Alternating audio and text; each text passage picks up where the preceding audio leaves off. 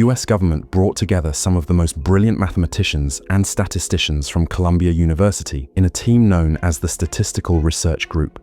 Funded by the Office of Scientific Research and Development, the group had, in simple terms, a key mission: to apply mathematics to solve critical problems in support of the Allied war effort. From 1942 onwards, the researchers began meticulously examining the bombers that returned from their missions. Essentially, their task consisted of recording every bullet impact on the aircraft. Soon, an obvious pattern emerged. Certain areas, such as the wings, fuselage, and tail, concentrated the largest number of perforations.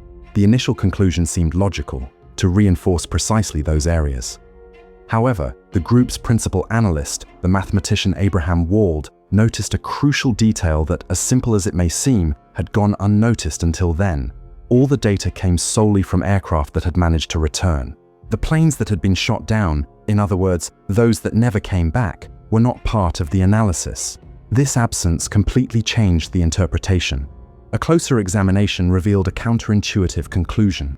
The fact that returning bombers displayed numerous impacts on the wings and fuselage indicated that those areas could sustain damage without necessarily compromising the aircraft's survival.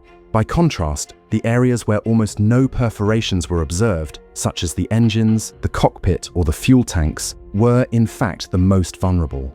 A single hit in any of these places often proved fatal. From this observation, Wald developed a statistical model that made it possible to estimate which parts of the aircraft were truly critical. The final recommendation was radically different from the initial proposal. Armor should not be added where the most holes appeared, but where there were almost none. The US Armed Forces quickly adopted this measure. Additional armor was concentrated around the engines, cockpit, and fuel systems, improving aircraft survivability without excessively increasing weight or compromising maneuverability. This episode became one of the most famous examples of what we now know as survivorship bias, the error of analyzing only the visible cases while overlooking those that never became part of the sample. Over the years, this lesson has extended far beyond the military sphere. A clear example is how often we admire success stories, entrepreneurs, investors, or leaders who made it, without considering the multitude of identical attempts that failed in silence.